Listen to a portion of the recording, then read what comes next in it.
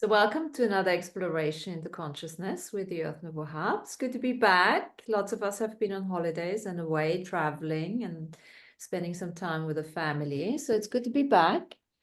And we were thinking maybe today talk a little bit about gravity.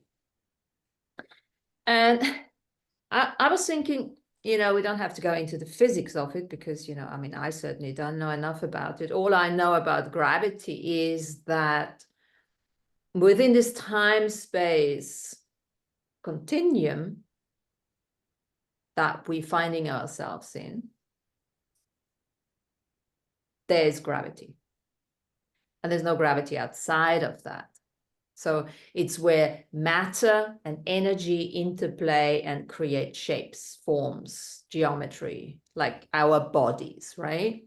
And then, of course, gravity is created through our bodies, through our technology, through the focus of our humanness.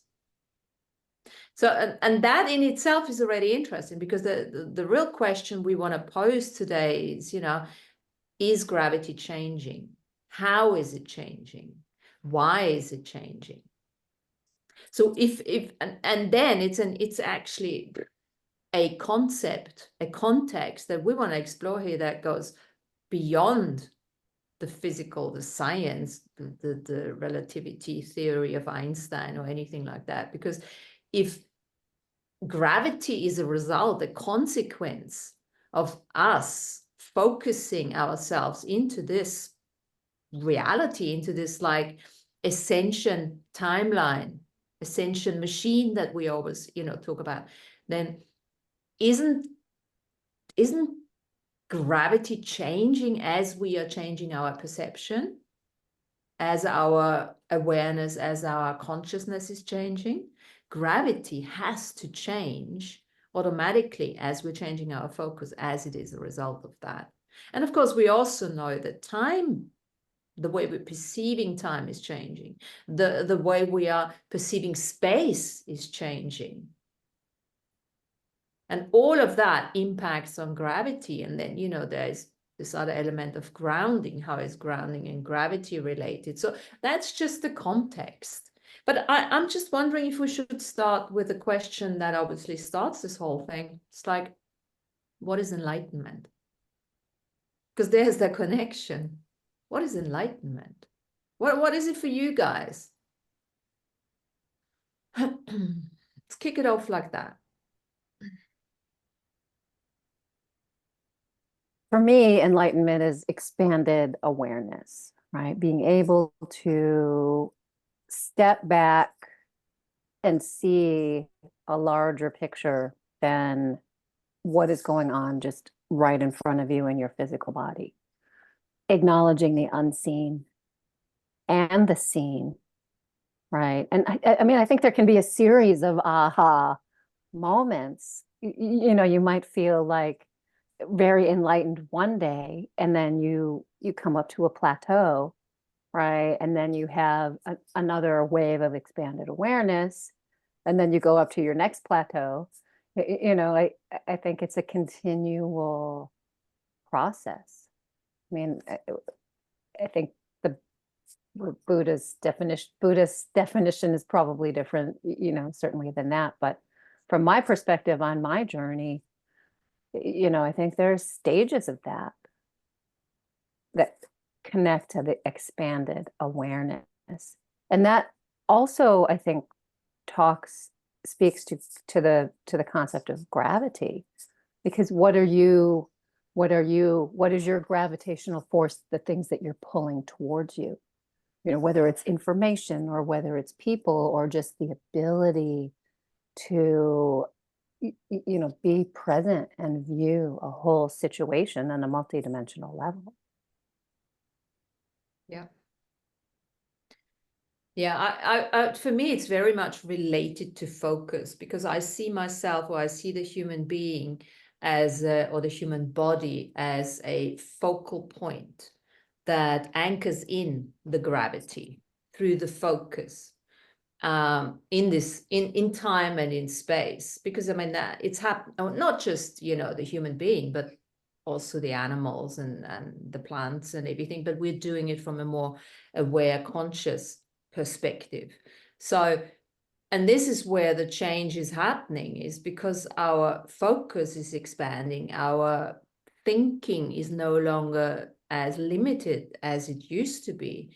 Our levels of awareness are growing. So of course the reality is getting not just more expanded, our bodies are getting more expanded, our viewpoints getting more expanded, our reality is getting bigger, but also we're becoming much more aware of the multidimensionality, of the existence of, you know, of many realities, even the dreamtime reality, where we now, you know, we're having much more vivid dreams, which often lots of people do say that the dream reality is much more vivid, is much more real than what we are perceiving this to be our true wake time reality. So all of that expanded focus takes that gravitational pull to a cosmic level, to a galactic level, rather than just, I need to get my feet on the ground to, yeah, I mean, this is the thing. Yes, we have to connect to nature because this helps us to be that conduit for all that energy, for all that light that is coming in, obviously. But with that expanded awareness and that exposure far beyond the body, there's a completely different set of sensory perception. It's no longer just the 5 senses that are now available to us. So gravity is expanding with the time and space concept and context. Would you say that that expands with frequency also? Oh, absolutely. Absolutely. It's expanding even if you're not conscious about it. You know, I would say, because, you know, not everyone is consciously aware of what's going on. That doesn't mean that they don't go through the enlightenment or awakening process, because we're all going through that. So the frequency, as the frequency is rising, right? Rising, heightening, the vibration, the harmony, everything is, and that's the interesting thing, that gravity is,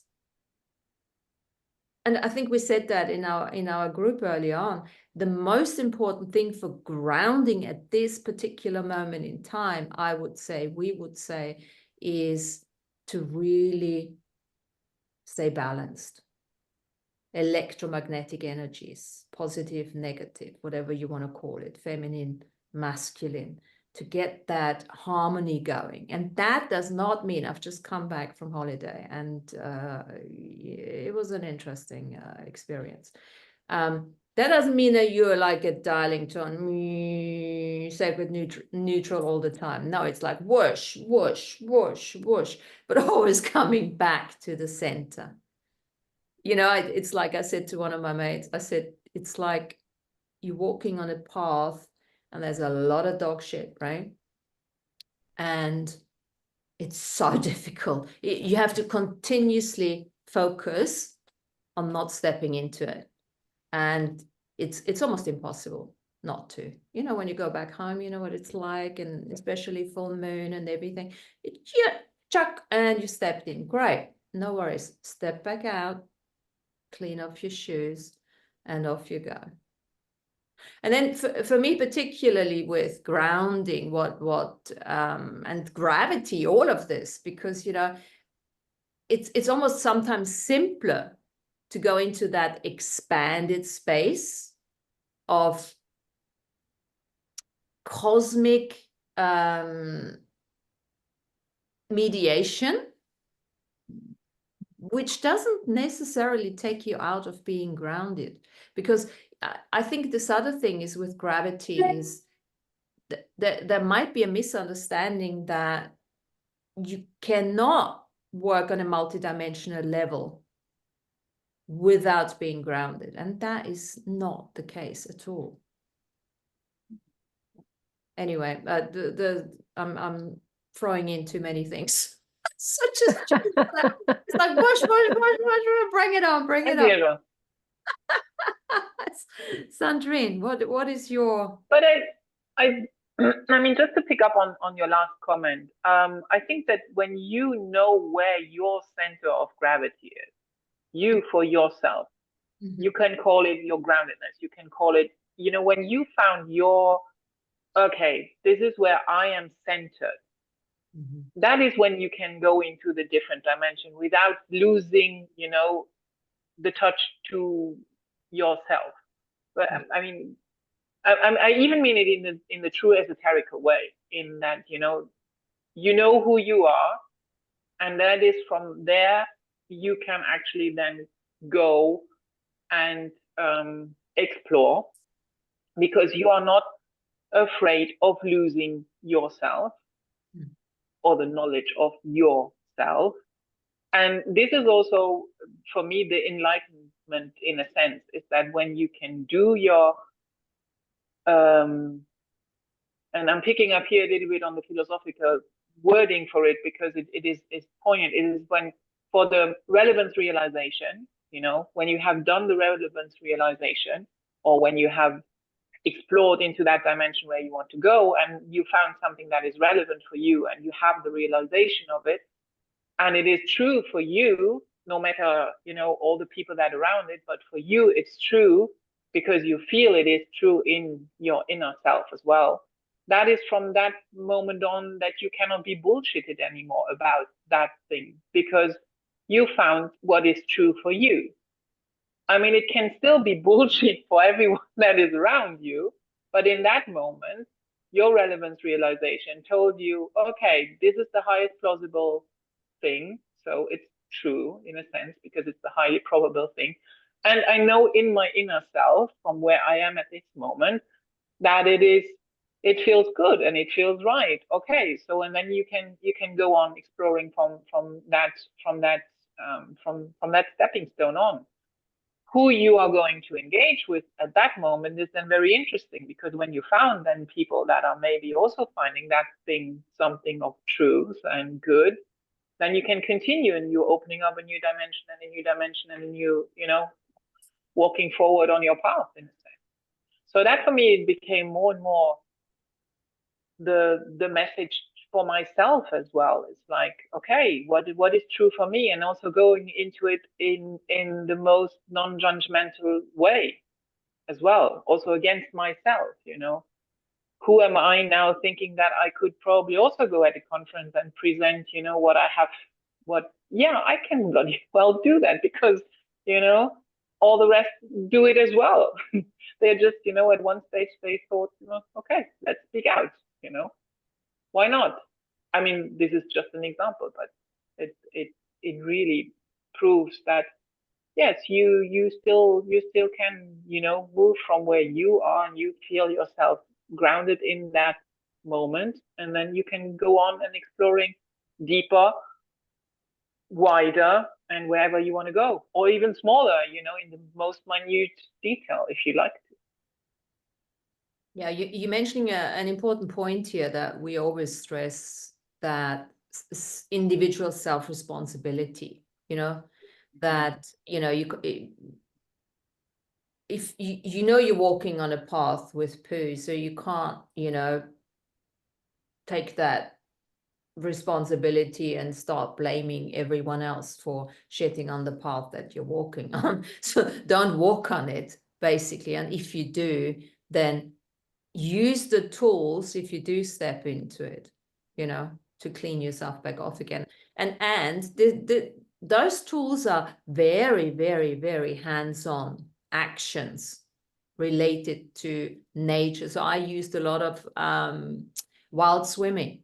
The Danube was just absolutely gorgeous. It was like 34 degrees. It was super, super hot. And just really swimming every day, you know, So it's a very tangible thing that you do, but as you move into that expanded focus, you are totally grounded. You are honoring the vehicle that you're using, and you can still stay completely expanded at the same time. It's a bit like, if you think about it, what comes to mind here is a balloon, right? You got the balloon and the string goes all the way down into the center of the earth. That's your grounding cord all the way down. But then the balloon, like your consciousness, can expand, as far as the entire, universe and beyond. But then you bring it down. And this, I think, is that gravitational grounding cord. You bring it down wherever you want it to be. Yeah.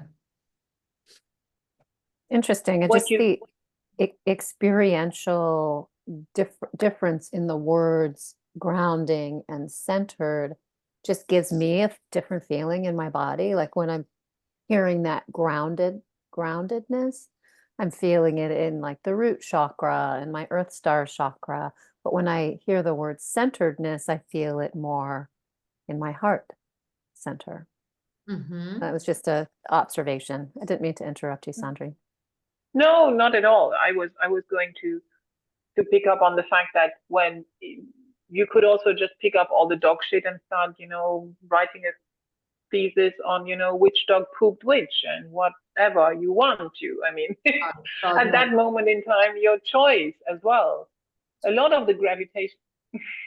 Schnocki, that's exactly what you cannot do. And that's exactly what I used to do until I was right in it. Now it's like, no, jump out of the way, get off the path, on, back. I really meant it in the good way, Yeah, I know what you're. Every dog needs to pick up their own shit, it's not gonna happen. The dog owner then, Yeah. Jumping between species here, but hey ho. No, if it was a real, do you know what, that word resilience kept on coming in. That gratitude for resilience, but not just my resilience, just everything that I've been reminded of again, through that, because obviously that's why I went there, to just have that reconfirmation that choice, we always talk about choice, is no longer, for me anyway, to pick up the dog shit, as we're keeping that lovely metaphor, but it's to get out, get on the different path, and come back and get out, and come back and get out, that kind of thing. So changing almost the gravitational pull as we changing the focus. I think that connection, focus, and gravity is quite significant to look at. Because, we get really, just because we're living on this planet doesn't mean that we have to be drawn down into that spiral of all the crap that's going on at the moment, So making that connection between gravity, focus, time, space, perception is important, is completely different. And gravity is not grounding, as we know, because I think lots of people don't even, look at the possibilities of cosmic grounding, cosmic gravitation, from a perspective from the earth as an earth being. And I think it's an important thing to look at, and we need to start maybe experiencing that a bit more and see how that actually feels like, so that we can start communicating that when we go on our travels, right? When we go on our dreamtime travels, where we're basically going into a non-gravitational space. Dreamtime travel, when we go to all the Dreamtime societies and all these different spaces and places and timelines and void spaces, there isn't gravity. And that doesn't mean that we explode or disappear or anything like that. A different awareness Mm. in the dream time. I mean, and sometimes it feels like you're in your body when you're in your dream and you're doing something, right? And there's that sensation of something feeling very real or very relevant. Mm. I was having a conversation with my niece, my 22-year-old niece yesterday, and talking about this. And I feel like in this younger generation, there's so much more energetic sensitivity. Like all the kids are really empathic and sort of, have this weight of the world on them, right? Feeling the angst, right, that's going on in different places and spaces around the world, and the divisiveness of the politics, especially the American politics, now that we're heading up to the election. And it was just so overwhelming for her to be able to have an awareness of all of these different things, right, that translate in the body as feelings, but not being in that place where she knew her groundedness or her centeredness yet, right? Just beginning to open up that understanding of who she is as a human, right? As a woman and someone's daughter and someone's girlfriend, and yeah, it's just kind of an interesting perspective, right? And that energy of gravity brings you back, right? It's almost like the gravity can hold all your cells together, whether they're particles or waves, really. We're looking at the particle now, you're seeing the particle, but it's really the waveform, right? That's your energy signature, that somehow that seed of that timeless being who we all are and all have within is anchored within to work as the gravitational force that pulls our particles and waves together. You're making a really good point, because this is the importance of the I am, to learn the ego journey without inflating the ego, to understand what ego means, to understand what the path of the master is. And I think lots, as you say, Tanya, lots of those youngsters, they come in already with a different mastery. They have their gravitational, I think, pull is much more expanded as such, because they don't necessarily they come in with much more light, with less conditioning probably as well. So, and this is where we, the old souls that have been here, that have been on this mastery and this I am journey, are here, just like you did, become those teachers to those young generations, but also to those other species that have no idea what human challenges means, and how focus is such a beautiful thing and such an important thing. As you say, it's not something we can be without. We need the focus, but we also need to know how to play with the expansion of it in order to bring, manifestations, because the manifestations are being different now. It's no longer the old way of hardship. It's no longer necessarily what can we learn, because, everything is now available. All the timelines, all time, past, present, future, is all available right now. So we need to become masters of focus in order to really distill and filter out what we want to tap into. Again, a lot of shit out there, and it's a positive thing too, not necessarily metaphor, let's say pudding or cakes, lots of cakes everywhere. You can't eat all of them at the same time. You need to choose and then let go. And this is another thing, I think, which is important to hone in, let go, hone in, let go.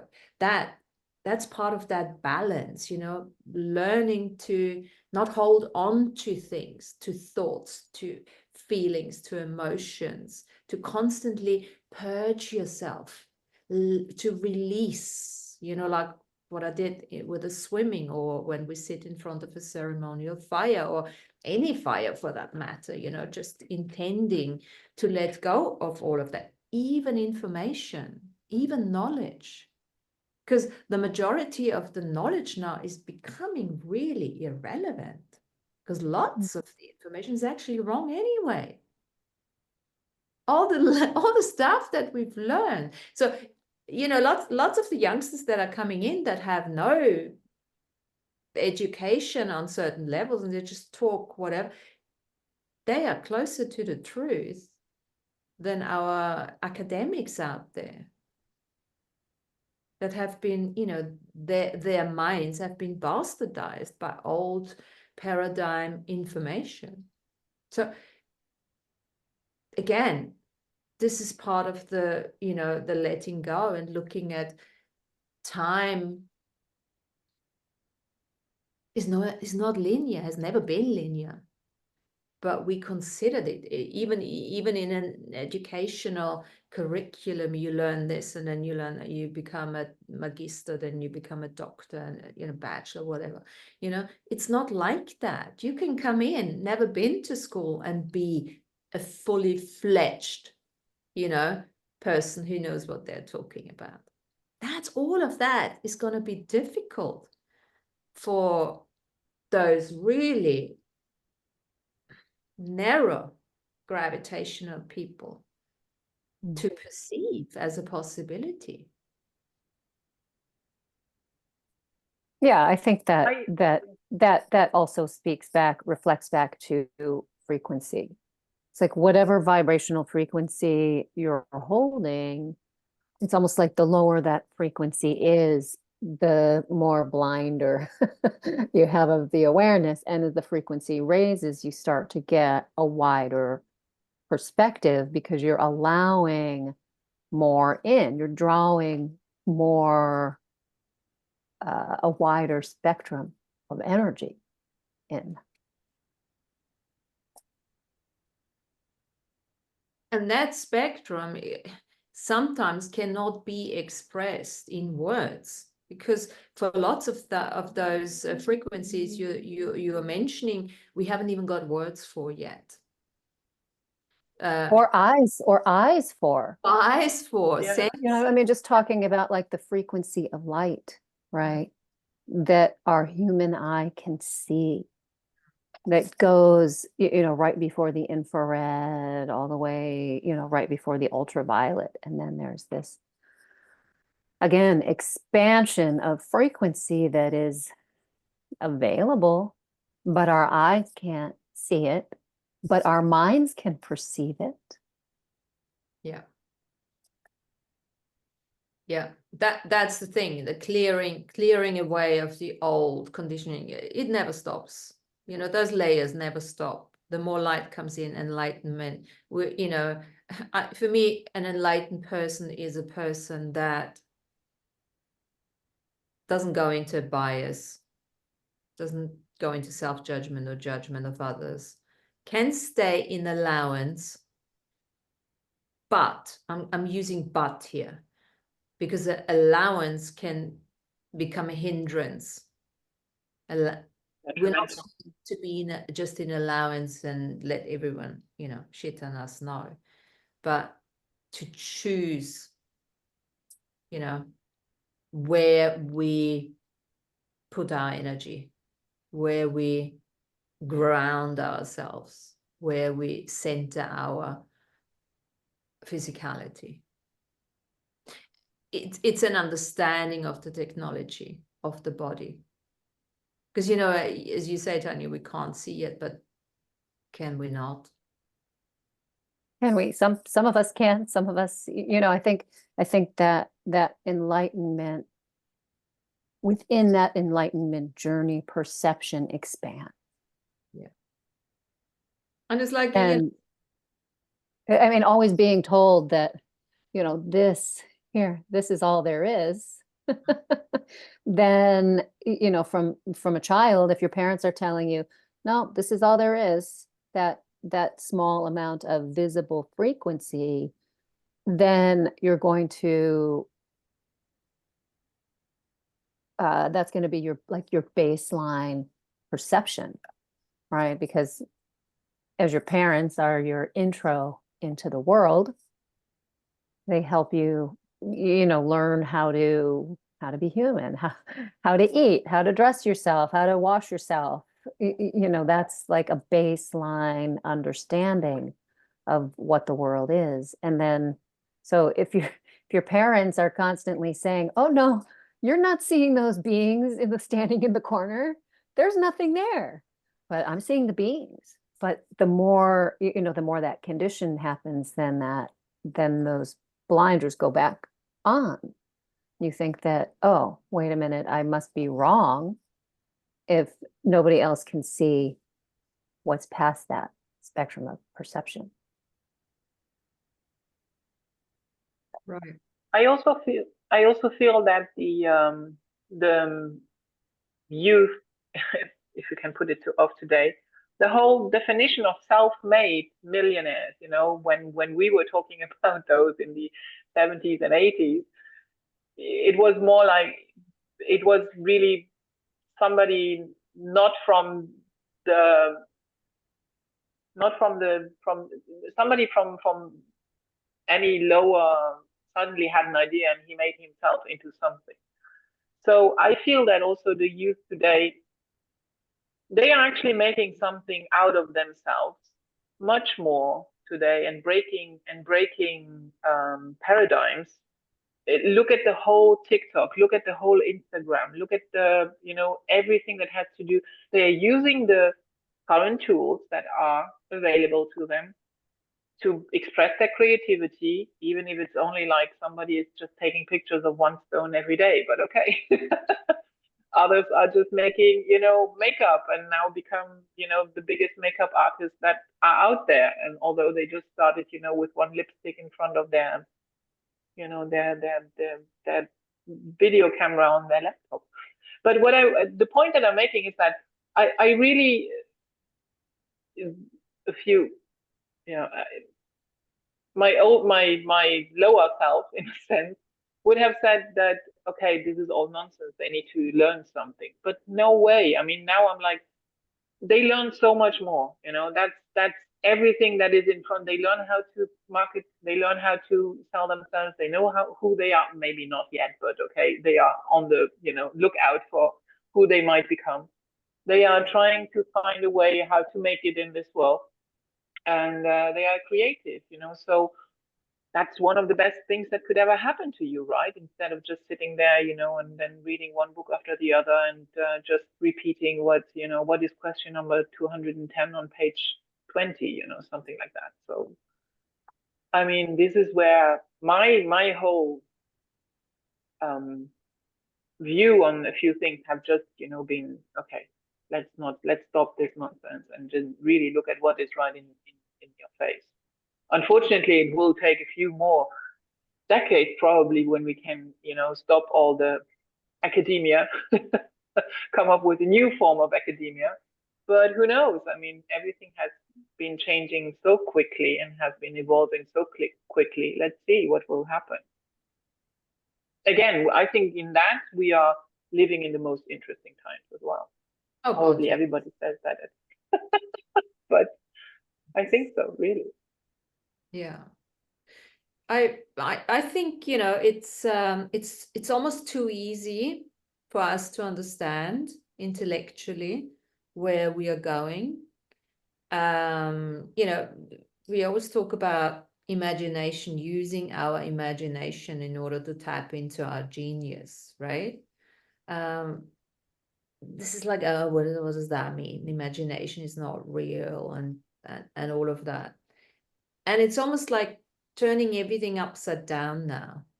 What if what you can imagine is more real than what you have learned? And, by allowing yourself not to get sucked into that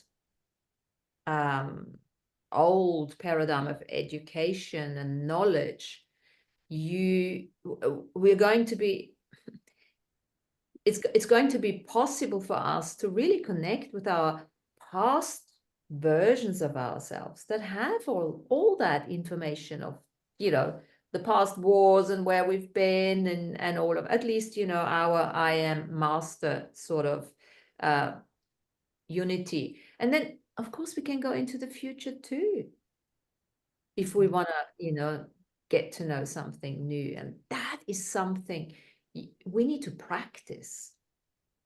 And in order to practice that, we really have to acknowledge that expansion of focus, expansion of gravity, because, you know, if you project your gravitational pull or focus into the future, then all this information is available, because we know that, you know, time is an illusion, space is an illusion. None of that is really relevant if we want to go and work with our imagination and switch on all these, I don't know, hundreds of thousands of, you know, perceptions and senses that we have, that we haven't even tapped into yet. And of course, like you say, Tanya, you know, this frequency, all this light that's coming in, that will switch us on anyway, but it's still a practice. It's still a practice. I've looked into this image streaming with this remote viewing exercise I looked into. And image streaming is basically, we can maybe play with this at the end, you know, where just you can close your eyes, but there's two things. You have to speak out loud so that either other people can hear you or you record it. So it's important to have your voice heard. And then you just, whatever comes to mind, you just start talking, you know, and that's, you know, all the big shots did that. Einstein did that. And, you know, all these other really creative people, they just did a lot of image streaming, whatever comes to mind. And the more specific you can be, and you speak it out as if it's happening right now. So to give you an example, Blue Elephant is going to the supermarket with a pink mouse. So it doesn't have to make any sense. You just get into that streaming. And we see that sometimes, you know, when we get into the stream, stuff just flows and la la la. And in the beginning, sometimes it gets a bit like I'm a bit slow speaking, or, you know, not having the words or something like that. So that's a really, really cool exercise to play with, image streaming, and literally what you see. And people say, oh, I can't see anything. Well, it's not about that, because when you start doing it, you actually realize that you're saying things. For me, at least, it is that way. I say things and only then I see it. Or it's actually something which happens at the same time.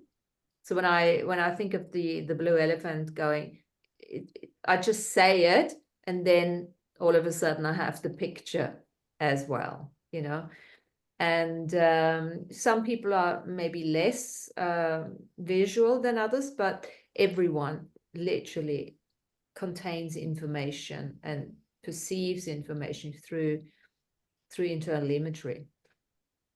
So that's a good one to practice. Some people, those remote viewers, I did this little course, at least 1-2 parts, and that's what they say, 20 minutes every day. And I started, you know, doing it, and you have to speak it out loud, you know. And I think that's got to do with, again, what we're talking about today, that gravitational, you know, focus. I'm here right now. So I'm pulling all that information through me. And this is the other thing. We've done this, we talked about this before. Time and space, every kind of data that is floating around in this cosmic soup is going through you. So it's not like everything is coming through you. It's moving through you. We are those conduits. So there's no such thing, oh, that's too much information. No, because, you just let it out. It's like, taking vitamins. If you take too much, well, you just release them anyway. Yeah, it's that the frequency attractor field, right? Mm. Things that aren't of a resonant frequency flow through, and things that are of a resonant frequency or a like frequency will hold. Yeah. Yeah. And that's, again, like going back to perception. I know a lot of people who don't see per se, right? But they might hear, or they might feel, or they might tingle if something is in resonant, energetic resonance. But maybe they can't necessarily visualize. Yeah. I mean, book reading is a really, I think, good, like especially novel reading is a good tool for that, because if you haven't, they haven't made the book into a movie and you're just reading the book, there's a visualization that happens, right? Where you're seeing the characters maybe in your mind's eye, seeing maybe what they look like or what they're doing, bringing you into maybe a different timeline, but certainly a different time space. Yeah. It wasn't there, I don't know where it was, China or somewhere, where, these kids, the way they read books, they just put their hand on the cover and read it through feeling. It was the ICU that the International Children thing, where the kids would just have blindfolded and they just read, what is in front of them. Yeah. So this is, hold on a second, sorry about that. Yeah, so this is something we need to start really looking out for as we are changing our perception of gravity and everything, that so many different things are coming in and inviting us to cultivate a different aspect of ourselves and switch on that technology. Because with that conversation, everything is changing.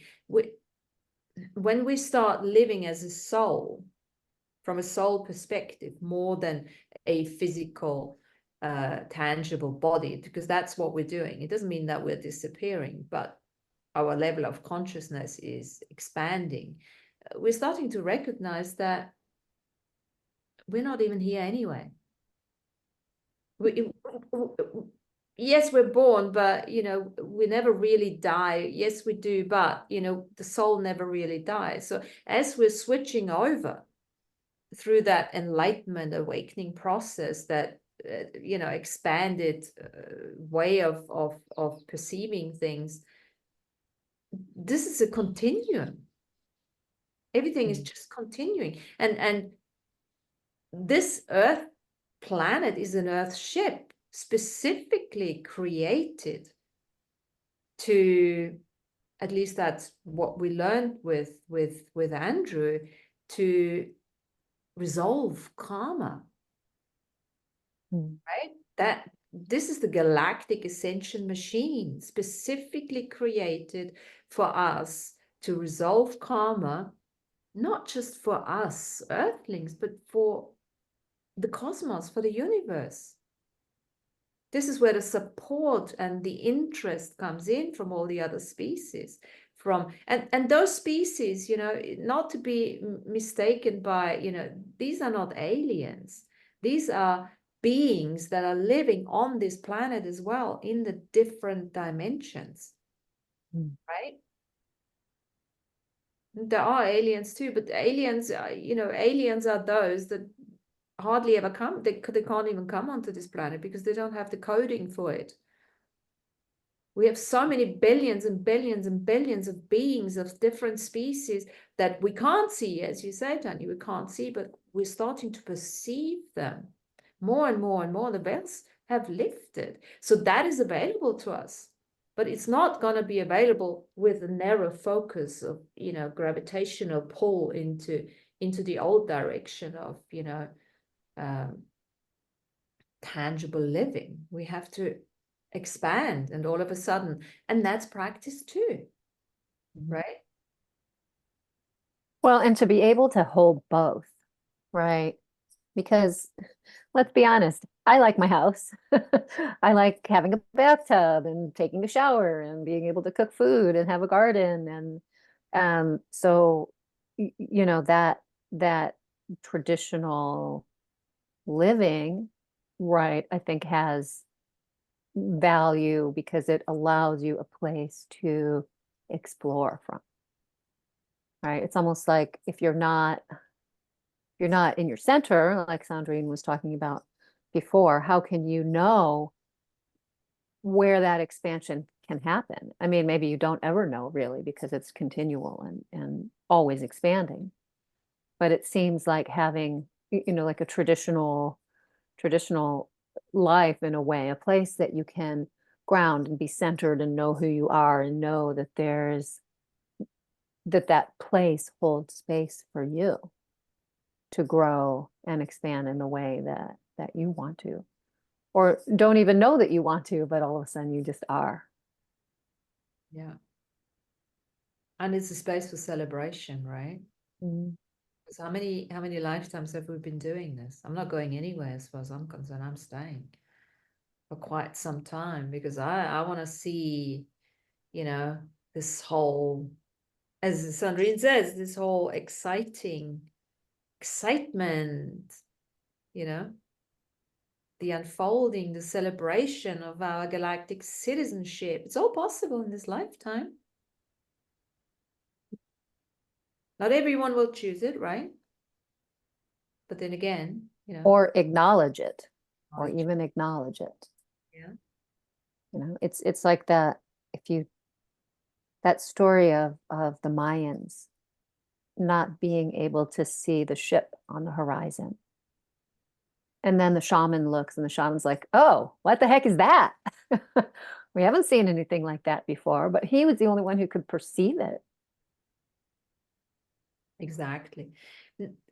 This also reminds me now, Sandrine, you posted about your country woman who talks about compassionate cosmology, right?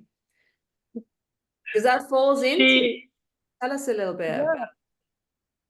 Well, it was in my feed, and it says that, well, although Luxembourg hasn't won any medals in the Olympics in Paris, you know, sports event, but this young lady has won a silver medal on the youth science contest in China in March, in China of all places, you know. And she has just finished her high school and she will go and be reading physics in Germany. Although while she started being interested in physics, she also thought physics, and then you speak about astrophysics, and then she also became interested in the fact that her generation, so many people are just having problems, you know, with the meaning, you know, what it is, where are we coming from, what is all happening to us. And then she just thought, her interest into astrophysics, could it be that if we are looking at it from a more cosmic level, that our compassion could be increased instead of just you know, looking at your puny little self. So she made the whole contest was about, you know, getting young people interested in the academic and the scientific methodology. So everything that she did was really like the precise scientific methodology. But the outcome of it is just wonderful because she found out that through the so it's now social sciences, considered social sciences, what she did and where she won the medal. That when you show, so what she was doing is that she was showing people 20 minutes things about the cosmos, you know, videos about the cosmos.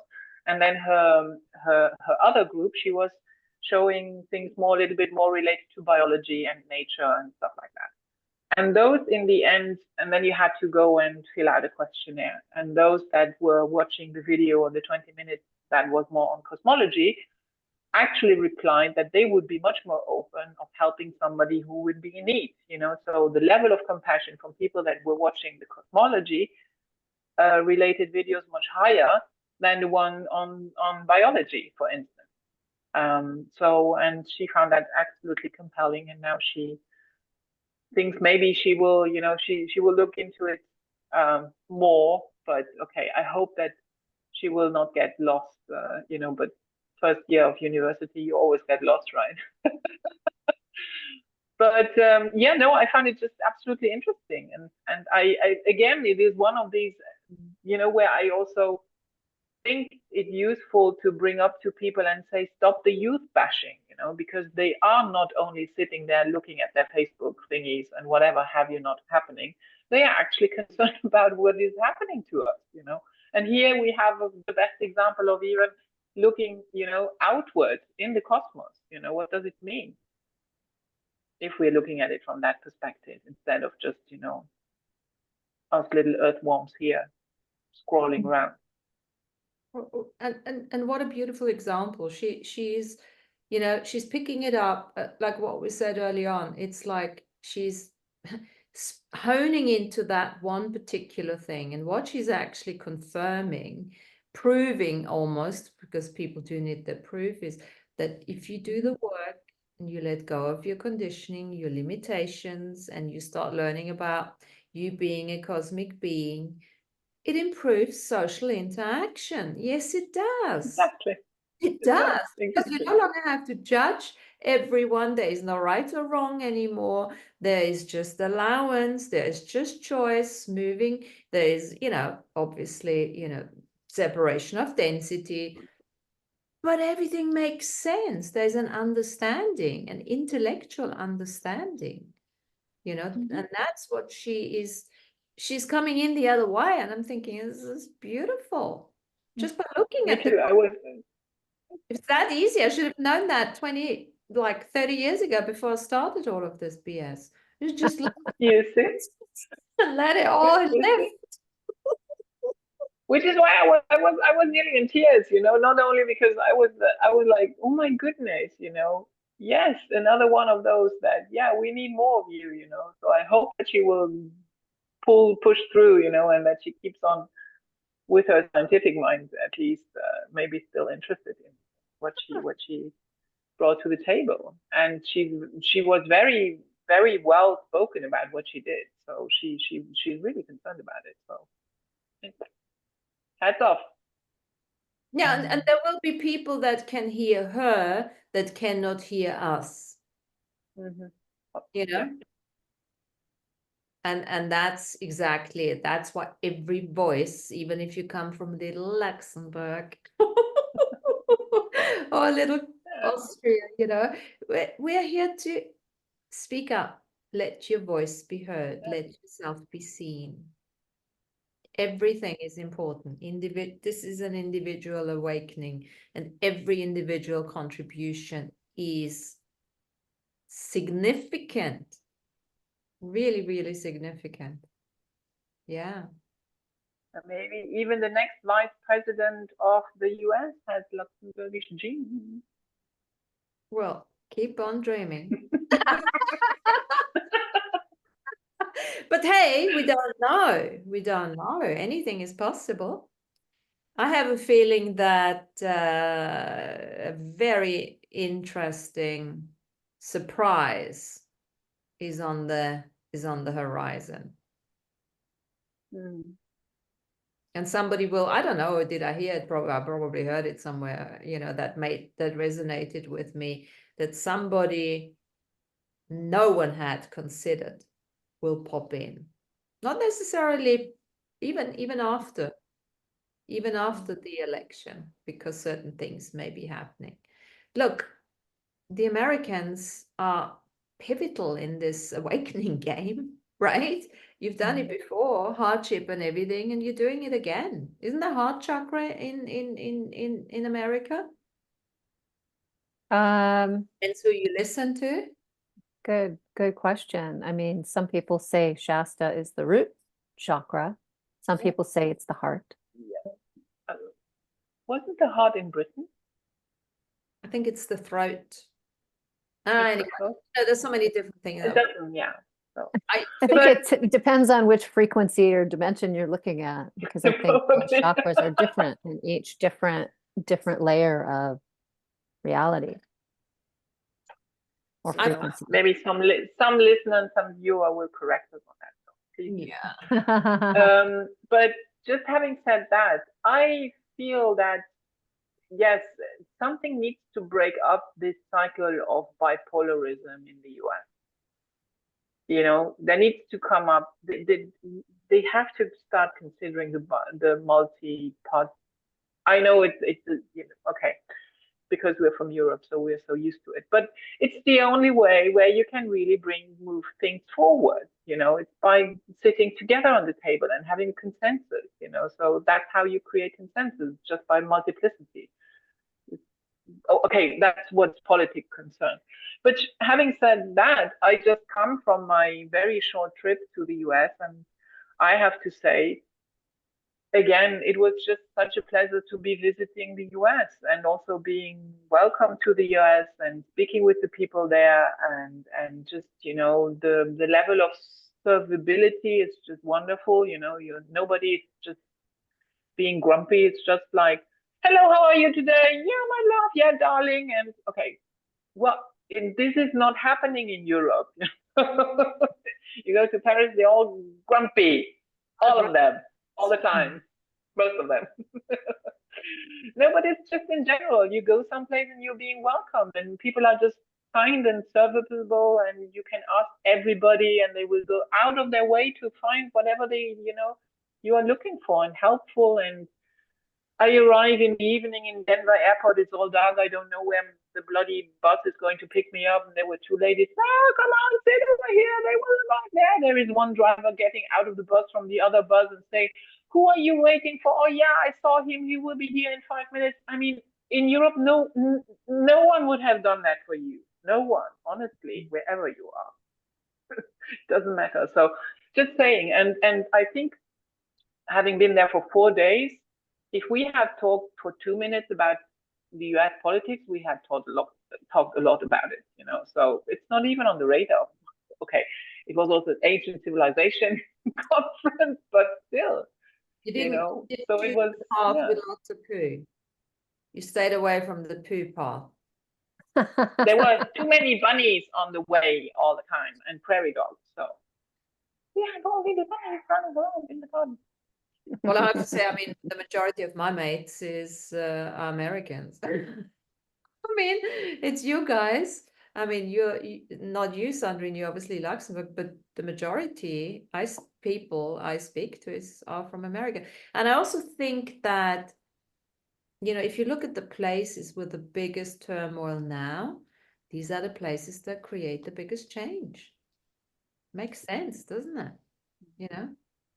Could also be because I was in Colorado and there, you know, cannabis is legalized. So could also be that everybody's just People are pretty chill. Yeah. Oh, fantastic. Yeah.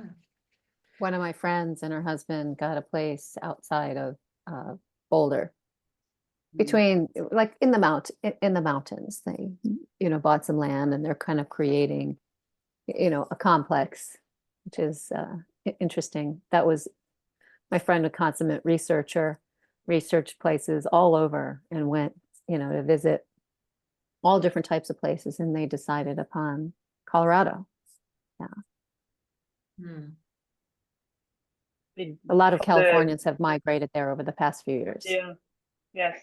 Yeah, that's what they said. And I found it interesting flying over when we had liftoff in Denver, that you see that all the farmland, which was probably before was forest, because you can still see the rivers and the meanderings of, you know, the outlayers of some of the river flows.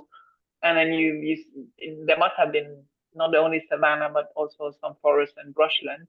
and have then become farmland. And now you can actually see that the farm is not being farmed anymore, but somebody has just put right in the middle or just on the side a house, and then it sits on this huge farmland, and you're like, okay, that's interesting. And then the next farm over is just the same. You have the land, the rectangle, and in the middle or on the side or somewhere in the edge there is a house. So and they don't look old. I mean, those were not old farmsteads or something like that. I think they are pretty recent. Mhm. Girls, something else that's I was thinking before we came on. We talk about the great remembering. There also seems to be, again, a great forgetting or a great purging. Have you guys heard of the Akash being purged? The Akashic records being cleared out?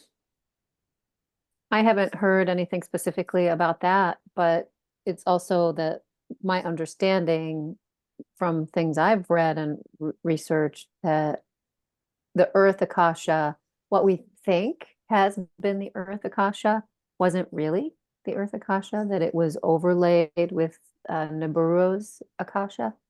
Interesting. And so I wonder if it's almost like that influence is starting to be deconstructed by people working in a higher frequency awareness. And so I wonder if that's the Akasha that's being purged, because it's almost like that it's an energetic overlay that now isn't supposed to be there in the first place. So now it can sort of lift away and be cleared. Interesting. I mean, that makes sense to me. It does. It totally does. That's the expansion again that we're talking about, that it's not just, well, there's so many different Akasha anyway, isn't it? The planetary one, the universal one, the solar system one and all of that. Yeah.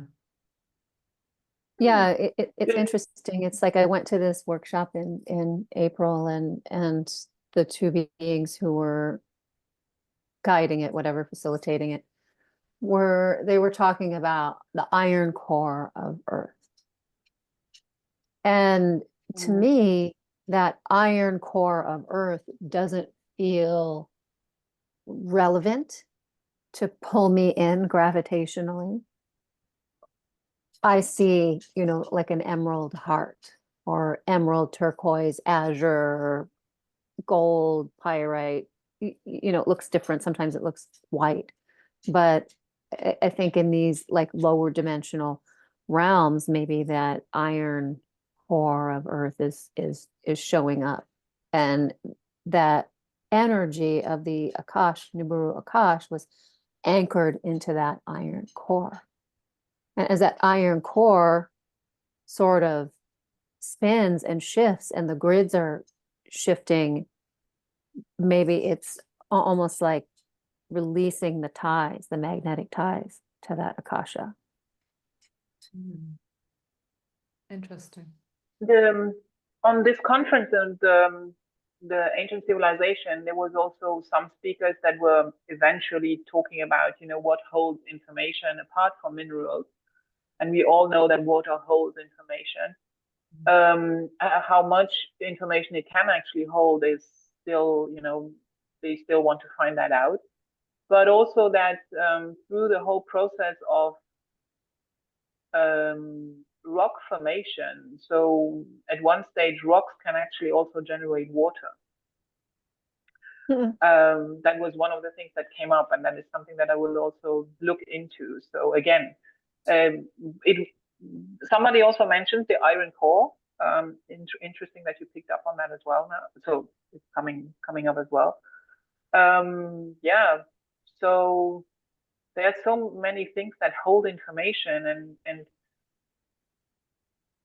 we were before we went to the conference, we went to visit the Natural Science and History Museum in Denver. So I wanted to see the dinosaurs, but then we also had to see the different other rooms, and one of them is the gemstone rooms and the crystals, and so there were, my goodness, I mean, you would have gone crazy. It was really crazy, and there were huge quartz crystals and amethysts and what have you not.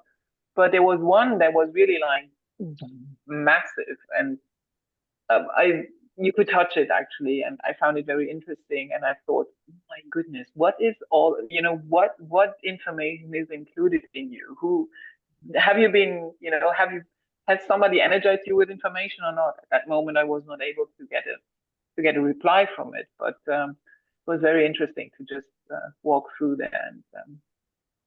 And I saw there is one that I took a picture of, and I'm going to share it in the group later.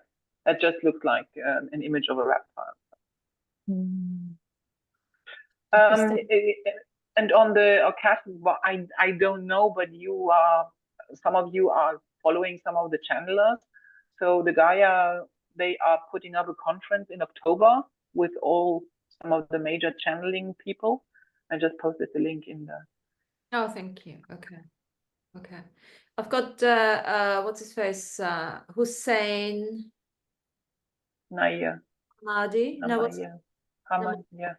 Yeah. He's coming to London in Okay. November. So talking about the physics, reality, what, I don't, what exactly is the thing? When? Myself in.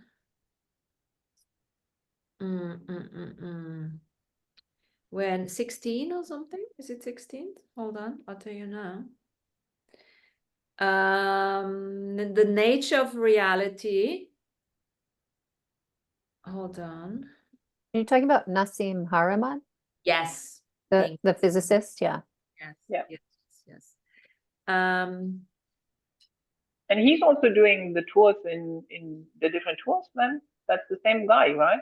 Yeah. I've seen him do, okay. Well, I've seen him do Greece, I think last year, but he's done Egypt as well. Yeah, he's coming in. I don't have this here now. Why don't I have this? Yeah, but he's coming. I think it's the 16th. It's probably going to go well over my head anyway, but it's just nice to be in that kind of energy. And even if I pick up just a few things, right? I'm going to take my notebook. All right. Maybe not as much as you think. I think you'll have a knowingness more than. I think it's a knowingness, because otherwise I wouldn't have booked it. I saw it and I thought, okay, that's it. I have to book it. And when I do that, it's either I have to meet somebody or, something like that along those lines. It's usually the case, and it's in London, so it's great, so I'm gonna let's see what he says, what he's got to say. What does it say again? He has a lot of really interesting lessons, like on his YouTube channel and such. You can sort of like take little mini classes.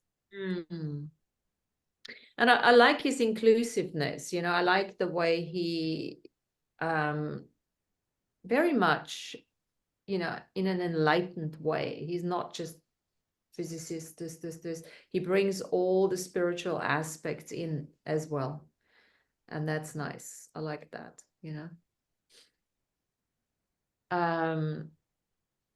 What else, guys, girls? What else? Is there anything else that's coming up that needs to be done? Sandrine, you and I were doing something together, right? When is that? That's happening soon in September now? Yes, ma'am. With your Freckett group? Yeah, I need Martina's energy. 16th of November, yeah, that's Harriman. Not Harriman. That's, it's the weekend of 14, 15. So it starts on Friday, 13, 14, 15. Yeah. And what's the title of the workshop? Why your life really, really matters. Okay, so after the 19th or 15th of September, we will be able to tell you why our lives really, really matter.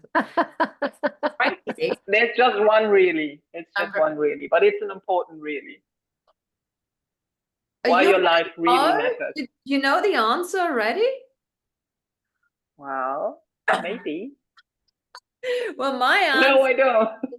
My answer, without having gone, I didn't look at any of the description, of course, or the itinerary or anything. No problem. But I really need to figure it out because I'm quite interesting. There's so many changes. And now I'm like, my answer to this, if you ask me now, would be because I want to die consciously, joyfully, celebratory.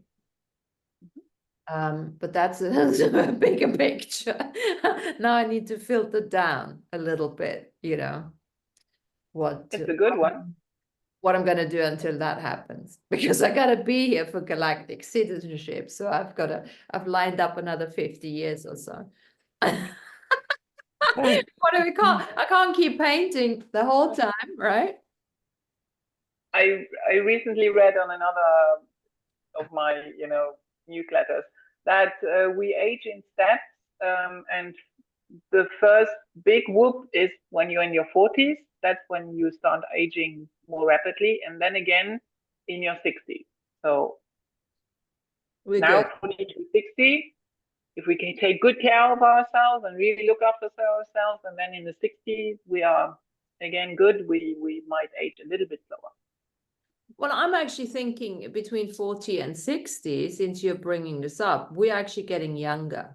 I definitely perceive I have this feeling as well, yeah, right. young in that span. And I was just thinking the other day, I said to my mom the other day, I said, 60, 65, I'll probably start going to the gym and do a bit of, like Iron Man kind of thing, woman. A little mountain climbing, a little Iron A Man. little that, maybe with a trainer to do it properly. I don't have time now, I have to paint, but, maybe then. No, absolutely. In 2 months you will be, in 2 months you will be ready for that. The way I'm going, no, don't say that. Don't say that. But I think information is coming in so fast now. We might wake up tomorrow and everything's gone out the window and something completely new is going to pop in. I mean, that kind of curiosity, I think, is something we all need to keep available to us, that total out creation. I get so excited when I think about this, that total out creation, a different country, different person, different job, different whatever, bring it on, just like that. But I don't want to create it myself. I really, my thing at the moment, I don't know, is that staying grounded, staying within this gravitational pull, but at the same time just opening up, allowing myself to just receive whatever my soul wants to receive, getting my mind out of the way. Right? No more goal setting. I never lived like that anyway before I started the self-development. No more goal setting, no more worrying about money or security or anything like that. Just total trust.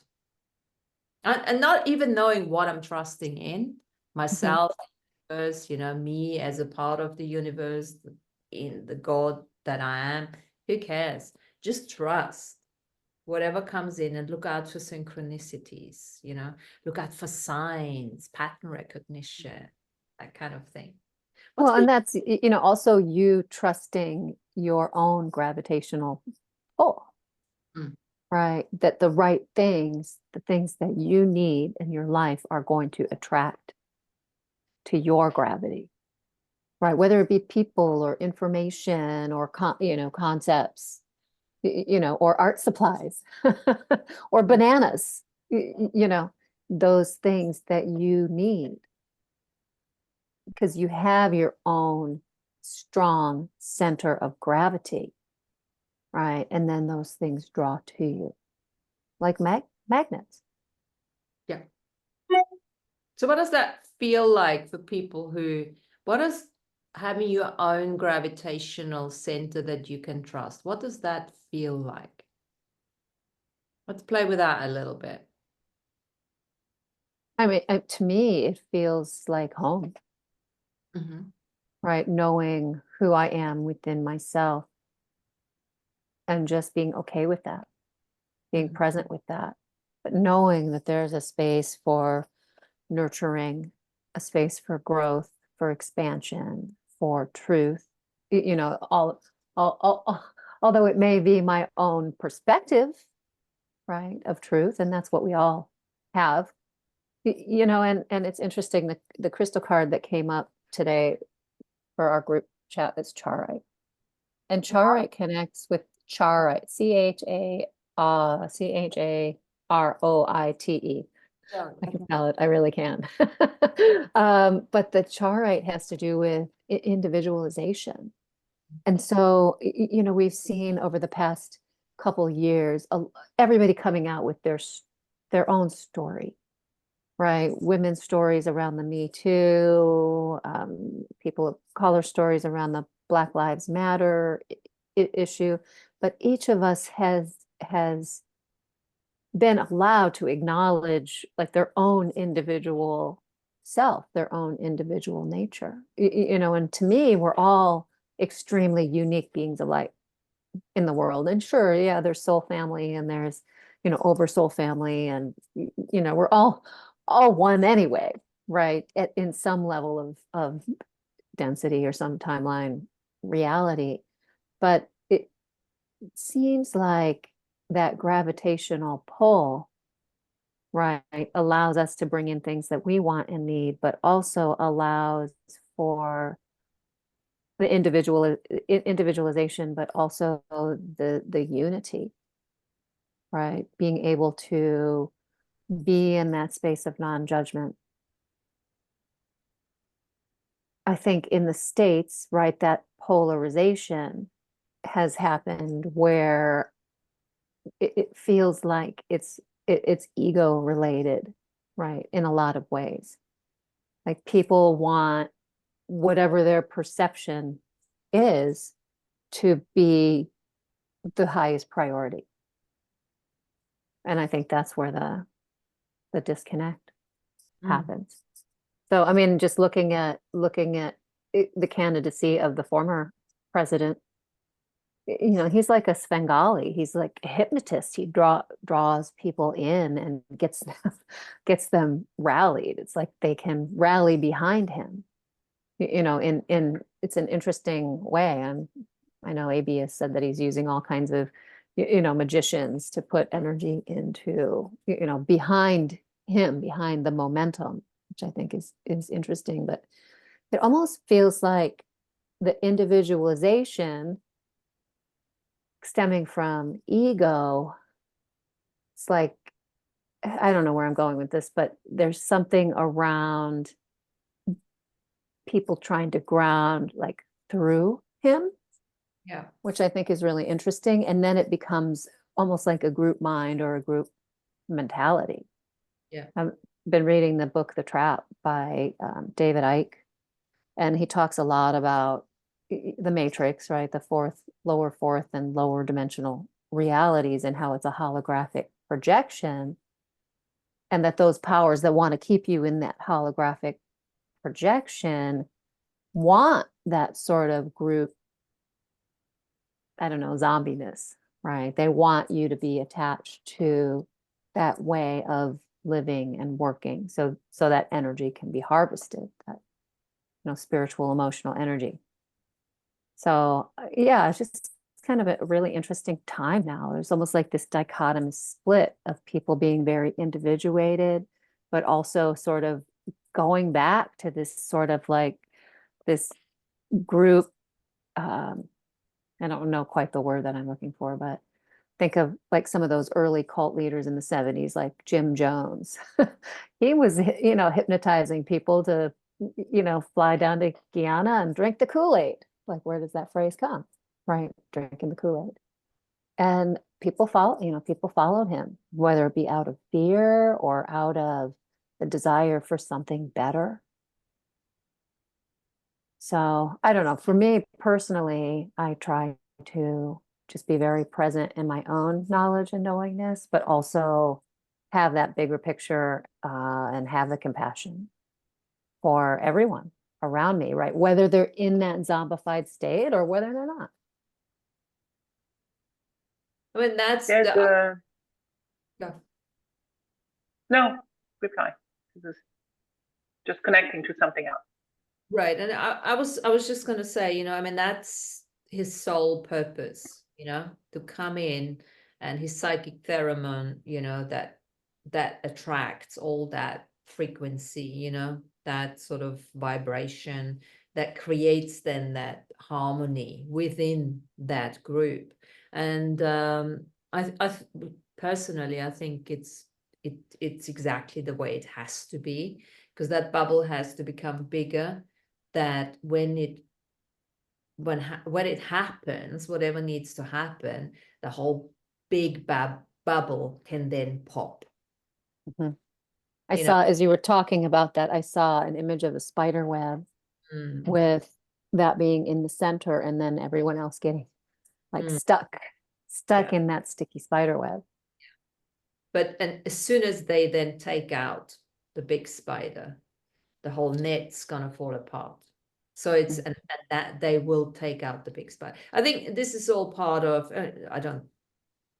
it makes sense, because we know we're working backwards. The whole ascension has already happened. So this is just the level of destruction we are witnessing, we are observing, without getting entangled in. There's nothing, as far as I'm concerned, we even need to do other than keep ourselves to our individual joy. And we can have a conversation about this. Anybody can have a conversation about this. You look for pattern recognition, it's definitely interesting, because it applies to so many other different places and spaces. But at the end of the day, I don't think there's anything that needs to be done other than allowing it to be unfolded the way it actually is, And and that sometimes that's the distraction, right? Thinking that something does need to be done. Right, that you need to do it. No, we don't need to be general master of the universe, general manager. Sometimes just being in our own space works like the higher frequency pebble in the pond, right? That affects everyone else. And I also think that's where expanded compassion comes in, because when I look at these beings from a soul perspective, I'm like, wow, you have chosen to come in for that. I mean, I know I've come in for certain hardships, but that on the world stage, I take my hat off, right? That level of readiness from a soul perspective to put yourself through this. Biden, Trump, Camilla, whatever her name is, I don't even know, all of them. I think it's absolutely amazing. It's absolutely, every single soul on this planet is amazing. Resilience, that's the resilience. And I've seen this again in Austria. It's like, oh my God, you guys are amazing. Stuff they push through, they pull through, they argue through. I'm like, wow. Yeah, I found it energetically, I found it really interesting that, just going to Austria for a second, that was the first country that Hitler came and took over, right? So energetically, it feels to me like there's something much deeper to explore there, because he was an occultist, right? He was always looking for ways to magnetize power, right? So I wonder what's there that hasn't been discovered yet. There's a lot of they lost their chance. Magical. They lost their chance. Oh, sorry. They love what? Go ahead. They lost their chancellor. and that's why Hitler. I mean, the Kaiser was, he. Yeah. They got rid of the Kaiser, so the chance, and which is why Hitler just could use that opportunity to just completely abuse of this lack, this void that was created, and having rallied the people behind him again.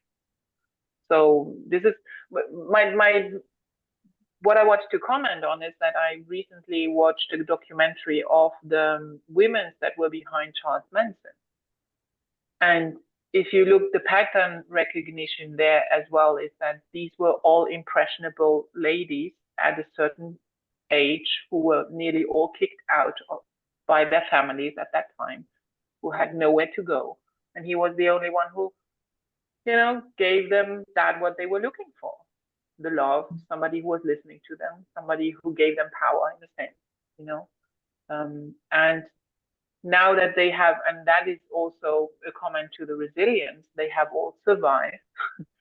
They become normal citizens in a sense. They became resilient through what they've been through, and they had to completely reinvent themselves to become livable in this society again, because what they were going through at that moment was,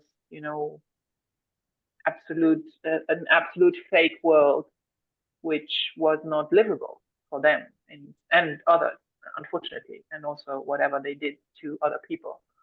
But yeah, so that was really like, wow, awe-inspiring for me. Like, wow, really, you came from far, to then continue living and even presenting and talking about it. What happened? Which one are you talking about?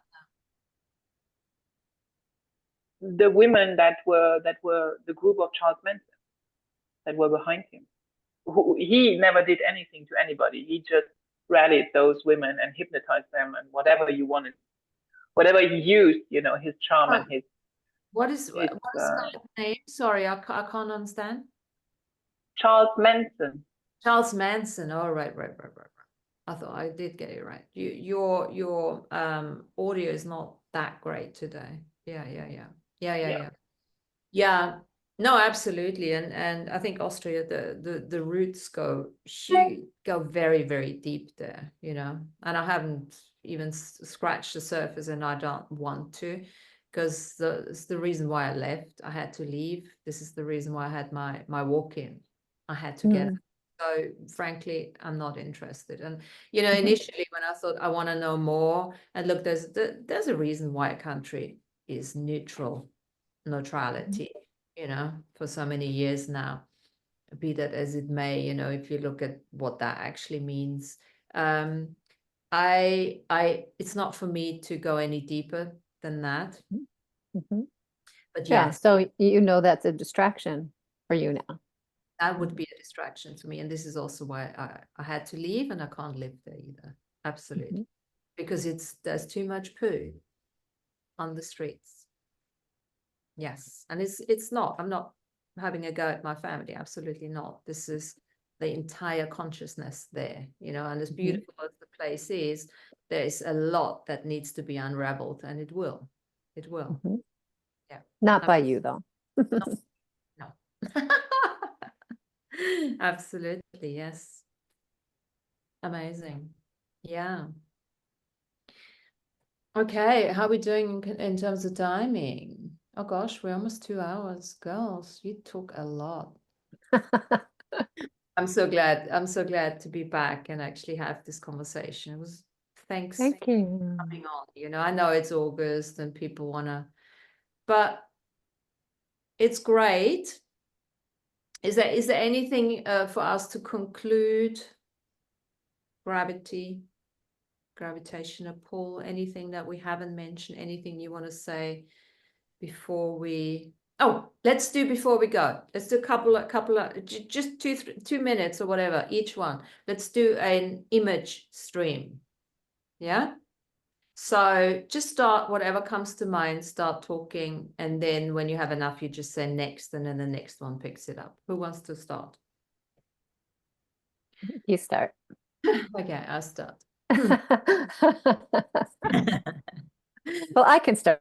I've got something. So I'm visualizing an island with rocky beach, rocky shore, and women walking out of a cave down to the rocky shore to create a fire on the beach. Picking up driftwood, different types of wood, setting the wood in the center.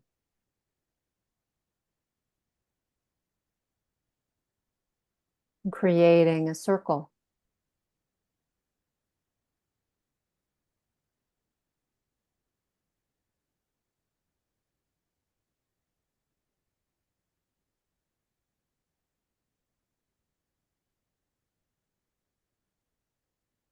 Next, okay, I'll take it further. Chanting, dancing, moving up the mountain in a community, walking hand in hand, chatting, laughing, celebration. The sun is starting to come down. Beautiful sky, different colors of red. The voice is getting silent. Everyone's walking in silence. There's a humming sound where the crickets start coming into, and the voices of the humans and the animals of the night are coming together, creating a beautiful sound, accompanied by an orchestra, a cosmic orchestra of different species wanting to be a part of that communal walk up that mountain. Waves crashing against the rocks, little crabs digging themselves into the sand, hiding. Next.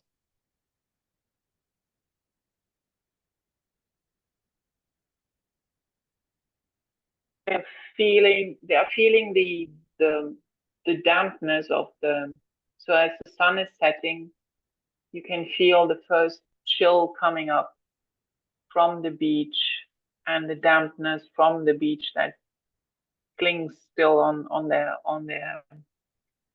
clothes, and they are walking up. Although they are warming up through their walk, they also feel the chilly wind setting in to sweep away the rest of the day, and they know that up in the cabin they will be greeted by warm mugs of something hot, and they will be happy to have it in their hands. It's a broth. It's like a broth, a very nourishing broth, for which they are grateful for the person that put that together, and they know that it will warm them up to withstand the night of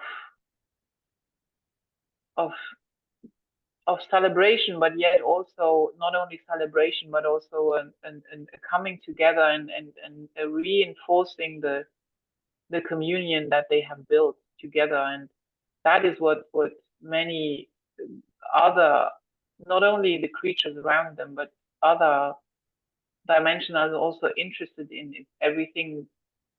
Once you come into communion, you are more than just yourself, and you connect with something, and that is what interest, what it's like a beacon. As soon as there are more than one coming together, it's that beacon that is interesting, that is being sent out somehow by something, and that is what so many then pick up and are interested in.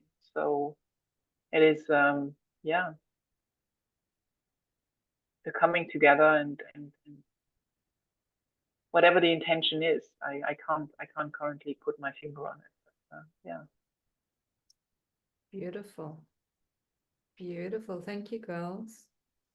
Now, just, when you do a stream, image streaming, we just spun a whole story together, if you start an image streaming, you can also just, when you've never done it before, you just say one thing. It doesn't have to be a story. You know, that's obviously when you've done this before and you have more practice, but you can just say whatever comes to mind, and it doesn't have to make any sense at all. And now I've got low batteries, so just in time.